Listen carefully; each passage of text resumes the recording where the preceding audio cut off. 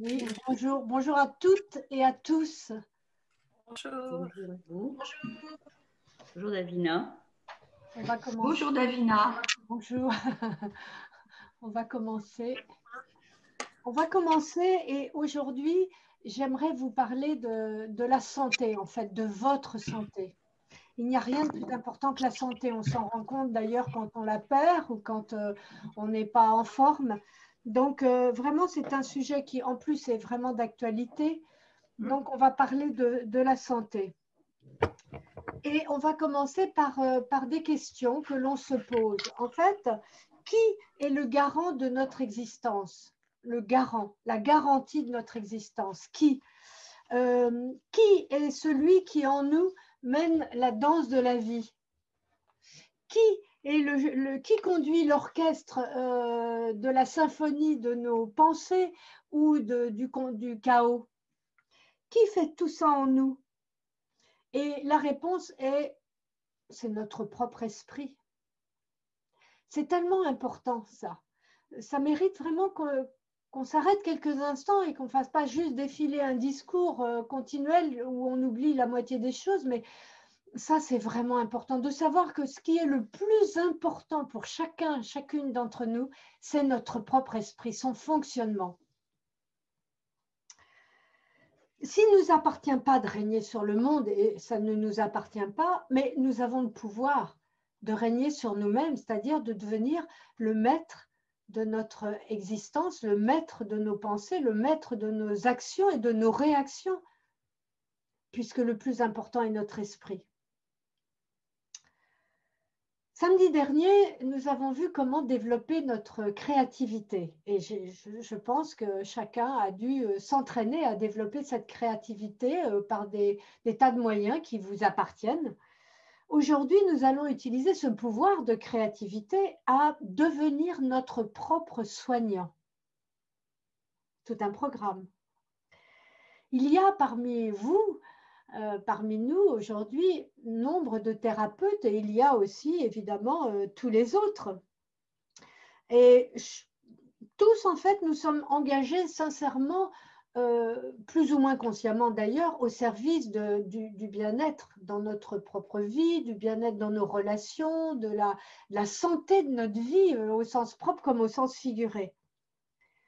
Mais devenir son propre thérapeute commence par soi-même. Alors, que faisons-nous pour nous? C'est pas là, on exclut l'idée d'être centré sur soi. Hein. Il y a vraiment quelque chose de très très fin à considérer quand penser à soi, avoir de l'estime pour soi, avoir confiance en soi, etc. et être obnubilé par soi-même d'une manière très égotique et très égocentrique. Il y a une grande différence. Donc, que faites-vous pour vous? Parce que en fait, si nous voulons être utiles à l'énergie de la vie, si nous voulons être bénéfiques aux autres, il est nécessaire que nous soyons utiles à nous-mêmes et bénéfiques à nous-mêmes. Et ça commence par cela parce qu'on ne peut offrir aux autres que ce que l'on possède en soi. Donc, si on n'a pas de considération pour soi-même, si on est toujours en train de se crucifié avec nombre de défauts et de reproches que l'on se fait, eh bien, on ne peut pas avancer. C'est important de considérer nos qualités. Alors, encore une question. Où en êtes-vous avec vos fatigues, avec vos lassitudes, avec vos découragements? Où en êtes-vous? Où en êtes-vous avec le temps qui file à toute allure et qui finalement devient un stress permanent? Quelquefois, on ne s'en rend même pas compte. Comment prenez-vous soin de vous pour vous remplir d'énergie positive, constructive, bénéfique, heureuse, rayonnante de vie et donc de santé? Parce que si nous possédons cela, même d'une manière infime, nous sommes capables de le transmettre aux autres. Mais si nous ne le possédons pas, nous ne pouvons pas le communiquer. Autant de questions que vous pouvez d'ailleurs noter sur votre petit carnet de bord. Hein. Je vous vois certaines en train de noter ça et c'est vrai, c'est important parce qu'après, on oublie. Et ce qu'on note, on peut le relire. Et chaque jour, on peut apposer ses réponses à ces questions-là. Chaque jour, on y revient parce que chaque jour, ça peut être différent. Et c'est même différent. Donc, pour les thérapeutes ou pour les autres, vous savez, on est tous des soignants de la vie. Sans doute, appliquez-vous, vous, très bien vos différentes méthodes de soins.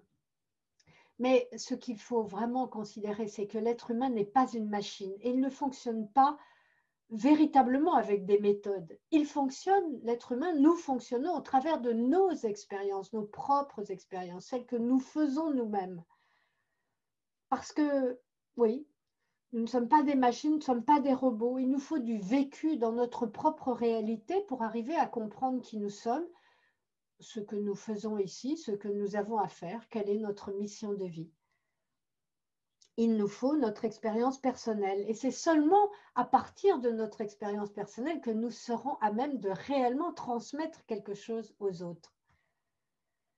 C'est pourquoi, avant toute chose, avant toute entreprise, envers les autres et envers soi-même, nous devons devenir notre propre soignant. La semaine dernière, nous avons reconnu notre pouvoir de créativité en nous alignant à la source de tous les biens, l'énergie créatrice de la vie. C'est vraiment la source de tout bien. On a vu que la vie était sans cesse à l'œuvre de réparation de tous les dégâts qui peuvent se produire parce que la vie est aussi un danger permanent.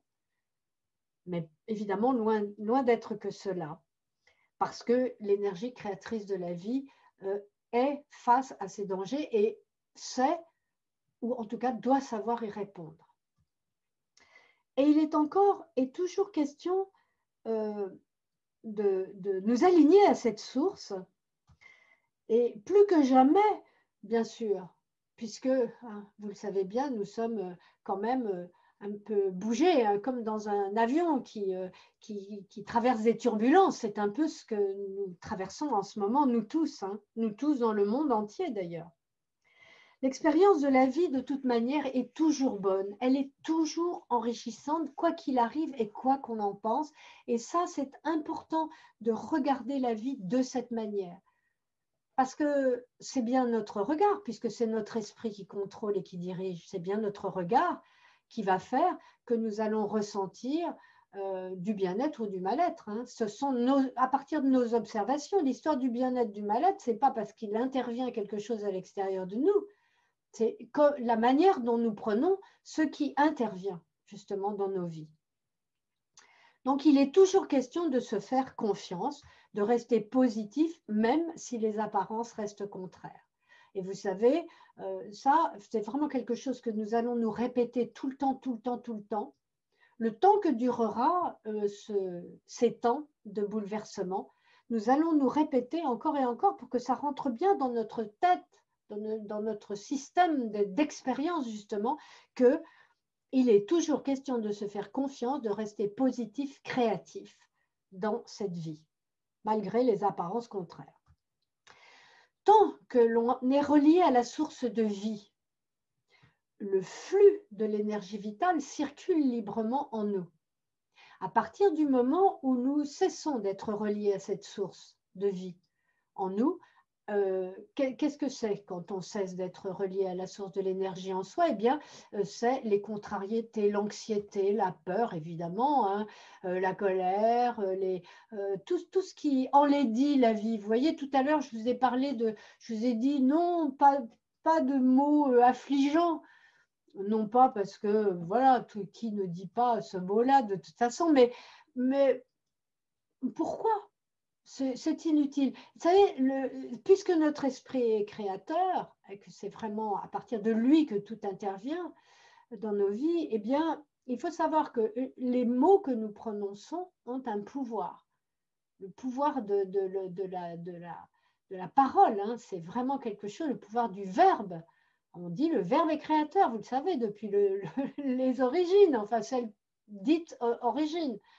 Eh bien, il faut faire très attention aux mots que l'on emploie. Et pourquoi? Parce qu'un mot prononcé, c'est une vibration qui est lancée dans l'espace, devant nous, bien sûr, dans cet espace dans lequel nous sommes, qui va résonner dans les consciences qui entendent mais qui va nous revenir aussi, porteur du sens de ce mot. Le sens de ce mot va nous revenir à un moment ou à un autre. Alors, autant dire de jolis mots, bien sûr.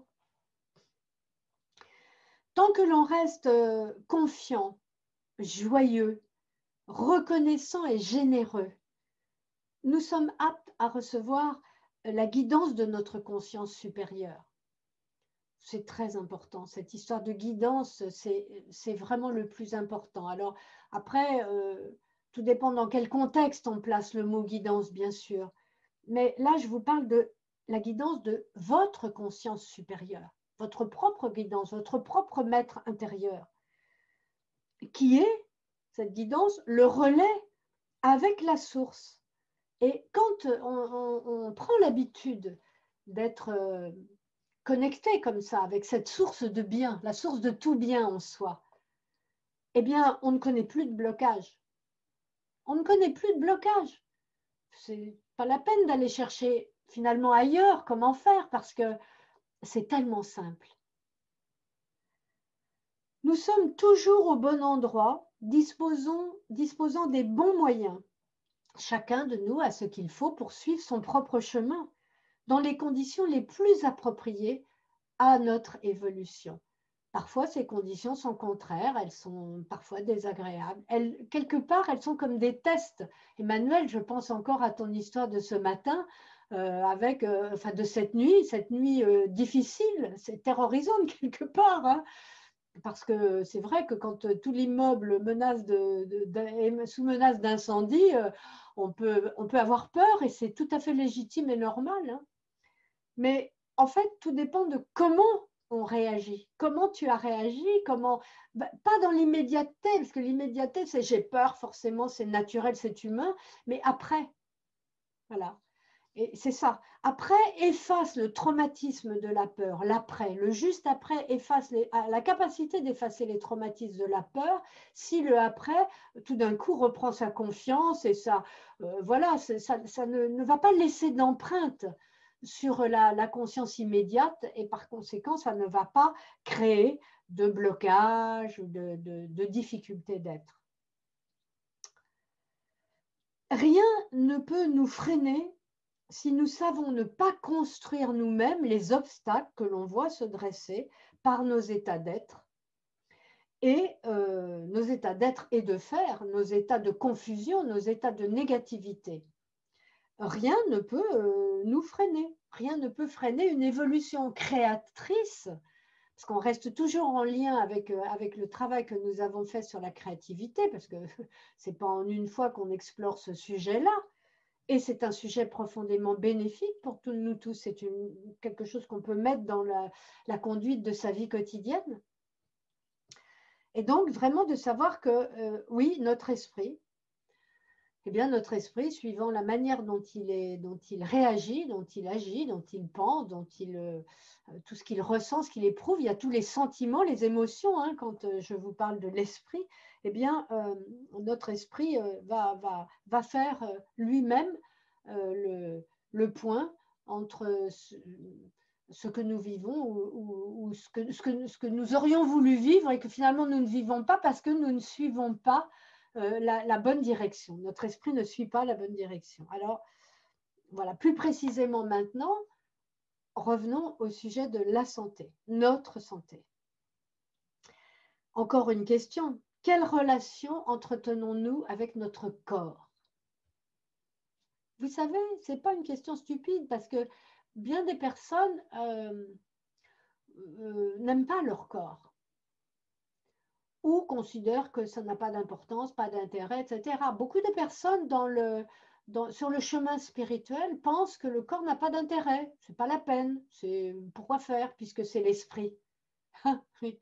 Sauf que l'esprit, notre esprit, il est dans ce véhicule qu'on appelle le corps. Si nous ne prenons pas soin de ce véhicule, l'esprit va se sentir inconfortable, gêné. Je pense à Seuil qui a proposé justement de parler de comment en même temps rester connecté à la terre, à notre vie présente, à ce qui est terre à terre.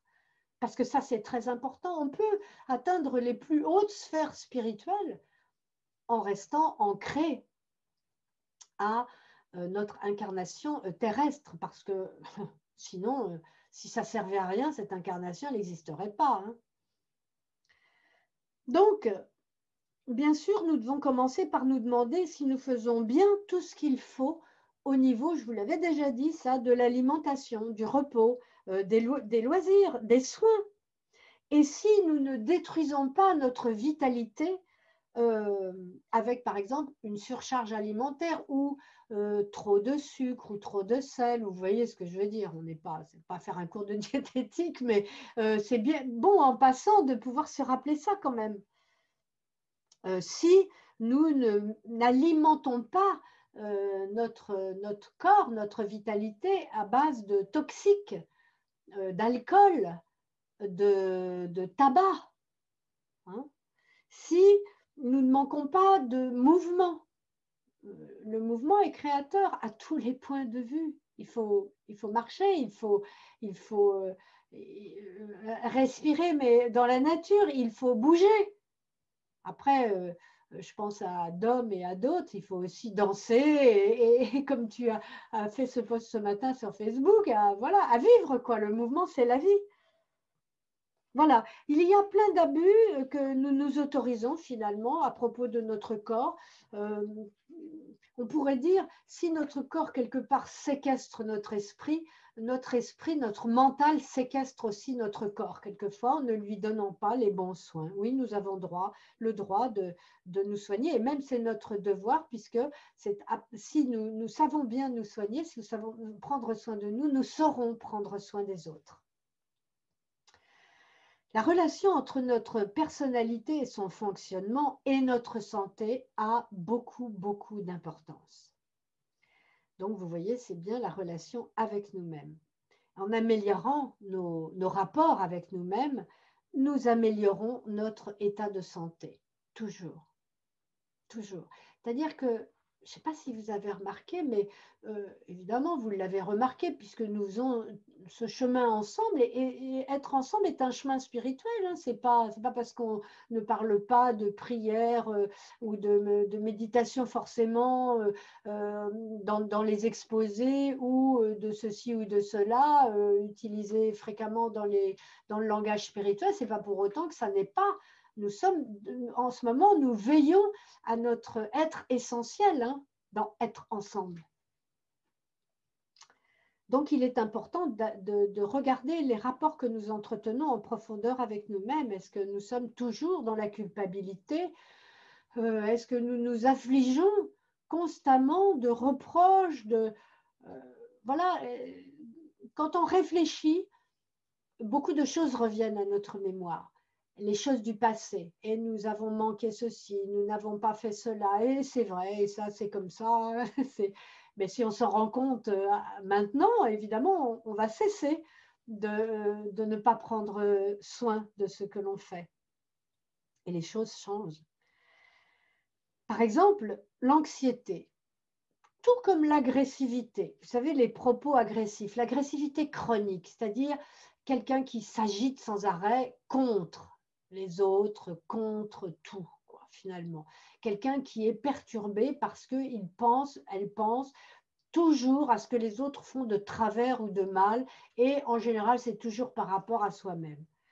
Donc, ça finit par mettre en colère, et cette colère, elle génère une agressivité chronique qui ne montre pas nécessairement de la colère, mais qui cultive une agressivité en dessous, qui est un poison violent pour la personne qui fait cela. Et cette anxiété, cette agressivité, parce que les deux vont ensemble, hein, bien sûr, hein, l'agressivité vient de l'anxiété, hein. Eh bien, les deux créent un malaise profond et une grande confusion dans les échanges cellulaires. C'est là où on revient à notre santé authentique. Le stress, l'hyperémotivité, l'agitation mentale sous toutes ses formes déstabilise l'ordre et l'unité au sein de notre organisme. Et puis, il y a un facteur qui intervient et qui est particulièrement responsable des malaises et précurseur donc par la suite des maladies, c'est la résistance au changement. Je prends un temps d'arrêt là parce que c'est notre époque en plus. Nous sommes en train de le vivre. Vous avez remarqué quand même, on résiste au changement. Enfin, moi, je me suis vue résister vraiment un certain temps, quoi. Ne pas pouvoir, ne pas avoir la capacité d'imaginer que toutes les bases sur lesquelles reposaient, par exemple, mes activités, eh bien, toutes ces bases, elles s'étaient effondrées. Elles se sont effondrées par la force des astres, par la configuration de la situation, par tout, les bases se sont effondrées. Et si vous ne l'avez pas encore remarqué, essayez de le remarquer assez rapidement, parce que plus ça sera fait rapidement dans votre esprit, plus vous allez lâcher prise avec vos habitudes, votre manière de fonctionner, votre manière de vouloir toujours fonctionner, croyant qu'à un moment donné, les choses vont revenir comme avant. Les choses ne reviendront jamais plus comme avant. Et si vous ne me croyez pas, eh bien, c'est la vie qui va vous le montrer. Et forcément, ça sera une souffrance de ne pas l'avoir vu à temps. Donc, la résistance au changement. Et pourquoi est-ce que la résistance au changement, elle intervient dans l'ordre et l'unité au sein de l'organisme? Parce que l'ordre et l'unité se créent à chaque seconde.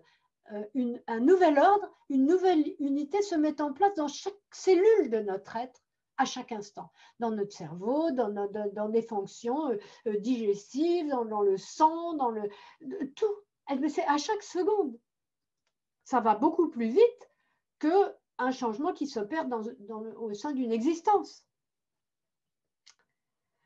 Donc, s'opposer à une énergie en marche, une énergie qui est inexorablement en marche, comme l'énergie de la vie, produit une confrontation, un choc plus ou moins violent, même s'il n'est pas repérable à l'instant. C'est la raison de nos échanges. On parle de cela ensemble avec toutes les difficultés qu'on a tous, hein, moi y compris, hein, à poser une réalité, notre réalité, sur ces raisonnements. Le blocage qui s'ensuit, donc, quand on est opposé à l'énergie de la vie en marche, le blocage qui s'ensuit s'inscrit tant dans notre existence que dans notre corps, parce que tout est lié. Alors, je sais bien, tout le monde le sait que tout est lié, tout le monde le dit, mais personne, enfin, peu se le prouve réellement.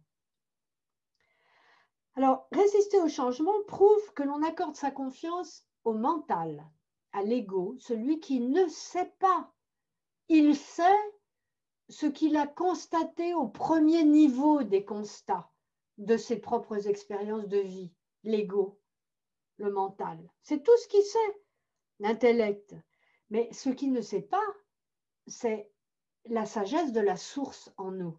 Ça, il ne sait pas, l'ego. Donc, il ira toujours contre ça en disant « Allez, tu perds ton temps, qu'est-ce que tu fais là? Va plutôt cueillir des pâquerettes. » Voilà. L'ego est relié à notre personnalité mentale individuelle. Donc, voilà.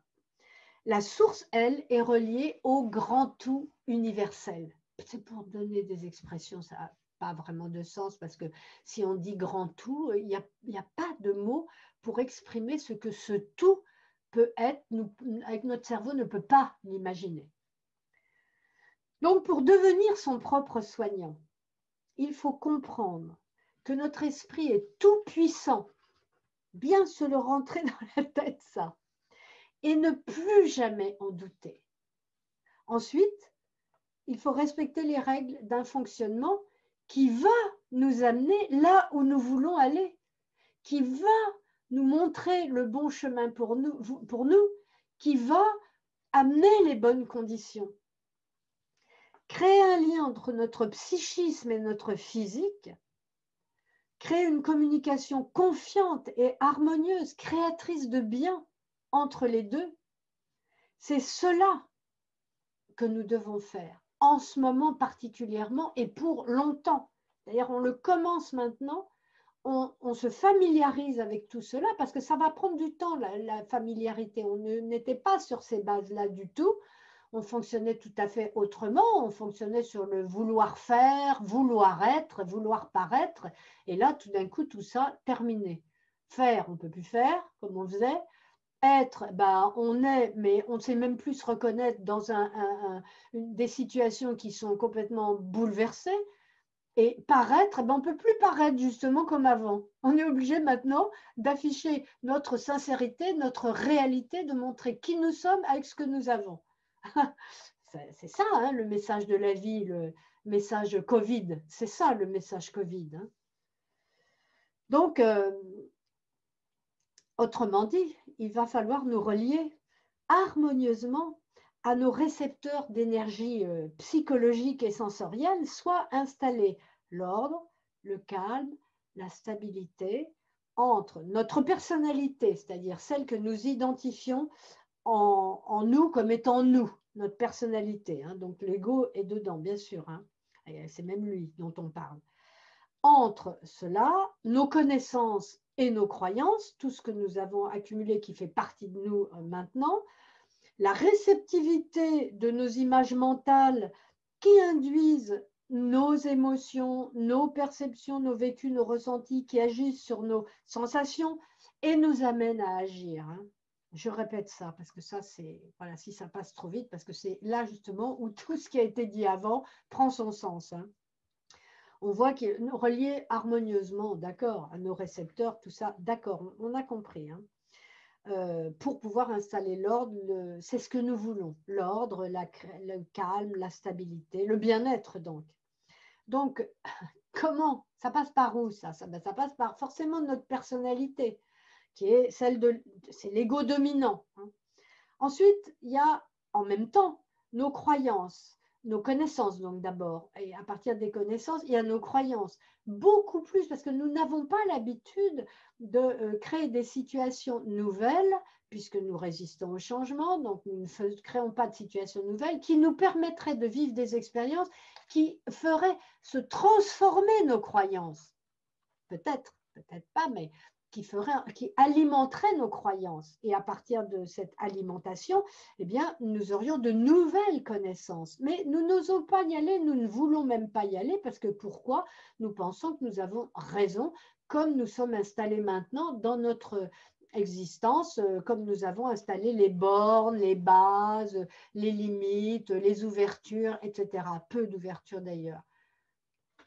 Nous avons créé une prison autour de nous et voilà. Donc, c'est le point important à retenir, c'est que c'est la manière dont nous recevons ce qui se passe à l'extérieur, les messages qui nous sont donnés par l'extérieur, qui créent en nous, qui induisent en nous des images mentales qui sont responsables de nos émotions, sensations, perceptions et donc actions. Alors, souvenez-vous, il est question de se relier harmonieusement. Et à partir de cette réceptivité, notre être, eh bien, la plupart du temps, ce n'est pas harmonieux, justement. Ce n'est pas harmonieux. D'où le mal-être. D'où le mal-être, la confusion, l'anxiété, le découragement, la peur, etc. Vous voyez, on a fait un petit tour, là, de revue de l'essentiel. Alors, comment se relier à la source de santé ? Partant du principe que le pouvoir de vie qui anime notre corps est toute énergie, le pouvoir de vie qui nous anime, c'est de l'énergie à l'état pur. Nous pouvons le dire, que nous sommes tous des êtres de lumière, puisque l'énergie, c'est de la lumière aussi. Notre véritable nature, je vous le répète, n'est pas notre apparence. Elle n'est pas ce corps, elle n'est rien de ce que nous montrons et même de ce que nous croyons à notre propre sujet, notre véritable nature, la vérité de nous-mêmes. La vérité de nous-mêmes, elle est auto-lumineuse. Elle n'attend pas que notre cerveau dise quelque chose à ce propos ou même en fasse le constat. Notre véritable nature, elle est auto-lumineuse. Elle est auto-générante. elle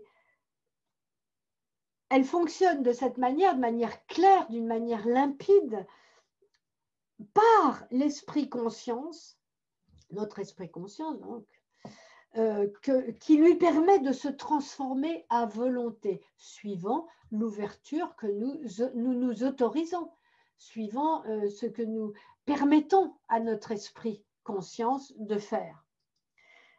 Et parce que notre véritable nature est autolumineuse et autogénérante, elle est aussi auto-guérisseuse. C'est important ça.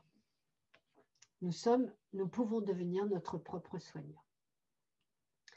Ce qui nous échappe la plupart du temps, c'est que nous sommes connectés depuis toujours au champ d'énergie créatrice.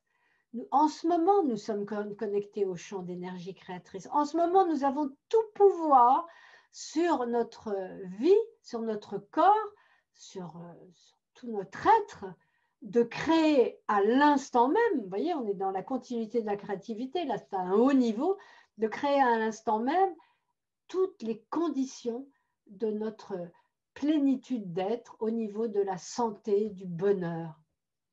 C'est pas merveilleux, mais c'est pas un conte de fées, c'est une réalité.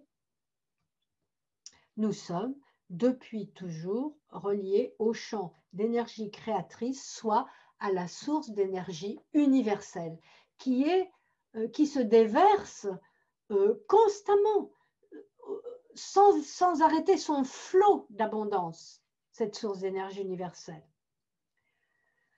Et hélas, notre condition d'incarnation aux très lourdes vibrations nous empêche de nous en rendre compte, comme ça, spontanément. C'est pourquoi il nous faut des discours, il nous faut des rappels, il nous faut des conventions, il nous faut avoir un petit cahier sur lequel on écrit, il nous faut des trucs, quoi, pour pouvoir mettre en expérience par nous-mêmes. Et il n'y a pas de petites expériences ou d'expériences secondaires ou primaires. Chaque expérience est là au premier rang,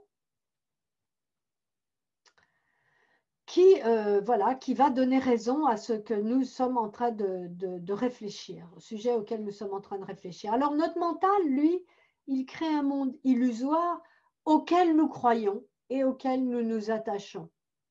Et incroyablement, quand on présente à notre mental un monde de féerie, de lumière, de beauté, des différences, d'évolution qui peuvent apparaître dans notre champ de vision intérieur, nous n'y croyons pas. Oh, disons, allez, ça c'est de l'imagination. L'imagination, elle marche avec le mental inférieur, hein, c'est tout. Hein. Elle est juste une petite porte qui nous conduit à nos facultés créatrices ou plus exactement à la réalité de ce qui est effectivement tout à fait différent de ce monde créé matériellement parlant. Alors, ce monde créé matériellement parlant, il marche avec le mental qui fait que nous croyons que c'est ça qui a de la valeur. Et nous mettons toutes nos forces là-dedans. En réalité, et bien que nous ne le voyions pas, nous baignons constamment dans un champ d'énergie vibratoire lumineuse. Si nos yeux étaient autres que des consciences sensorielles qui sont donc forcément limitées, si nos yeux avaient... mais en nous, il y a des yeux qui savent voir, bien mieux que nos yeux de chair, heureusement d'ailleurs. Eh bien, nous verrions là en ce moment un champ d'énergie lumineuse. Nous verrions des lumières partout. C'est-à-dire que ce que nous sommes en train de regarder, là, les livres, les objets, seraient remplis de lumière. Ça serait tellement beau. Mais c'est tellement beau. Mais qui le voit? Non, nous disons, allez, ça c'est juste ça, voilà. Même la poussière est remplie de lumière. Nous baignons dans un champ d'énergie vibratoire lumineuse à l'œuvre constante de régénération de la vie. C'est pourquoi, en devenant notre propre soignant, nous utilisons cette lumière, cette vibration-là, créatrice de vie, génératrice de vie pure, de vie propre, de vie belle et saine, nous pouvons l'utiliser. C'est ce qui entre dans le fait que nous devenons notre propre soignant. Nous pouvons l'utiliser, le mettre au service de notre corps, mais pas seulement, au service de notre vie, au service des autres. Et là, sous l'emprise de notre matérialité, nous nous sommes éloignés de notre réalité véritable et nous avons même perdu le contact avec elle. Alors, quand, avec nos petits moyens d'être humains, nous essayons de rétablir ce contact, eh bien, il n'y a quand même que notre perception intérieure qui a dû être affinée par déjà des moyens comme la méditation, la réflexion, aussi la manière de changer notre façon d'être, notre façon de réagir par rapport à la vie, aux autres et à nous-mêmes, qui nous permet, au moment où nous entrons avec donc un moyen, comme ça va être le cas là, tout à l'heure, là, avec la méditation, eh bien, nous entrons en contact avec ce moyen et ce moyen nous permet de retrouver cette source lumineuse en nous. Et aujourd'hui, bien sûr, ce moyen va passer par la méditation créatrice qui va nous reconnecter à notre propre lumière par la visualisation et par l'intégration, parce que nous allons vivre, non seulement voir en nous cette propre lumière, la voir à l'extérieur quand on regardera ce qui vous est proposé, qui est lié à la méditation, donc ce qui vous est proposé en visuel. Et l'intégration, ça va être comment vous prenez les choses, comment vous accueillez ce qui vous est proposé, comment vous le mettez en vous pour pouvoir l'activer. Parce que si vous ne l'avez pas en vous, tout ce que vous allez vivre par cette méditation, qui est une méditation de guérison, tout ce que vous allez donc mettre là, voir là, entendre, vivre quelque part, vivre à un certain niveau, il faut le vivre à l'intérieur pour le recevoir et pour avoir ensuite la capacité de le transmettre. Nous devons faire l'effort de nous souvenir de nous-mêmes en tant qu'être de lumière et pas en tant que je m'enorgueillis, je suis l'ange et l'archange de lumière. Non, ce n'est pas du tout ça. Hein. Et je suis l'âme. Je suis l'âme. Je ne suis pas autre chose. Je suis l'âme. Donc, je suis la lumière créatrice et vivante dans l'expression de cette vie. Je peux tout, à commencer par moi-même, sur moi. Je peux tout sur moi. Et ensuite, je ne peux rien sur les autres. Je ne peux qu'offrir aux autres les moyens que je mets moi-même dans la réalité de ma vie pour leur faire du bien autant que je me fais du bien à moi-même.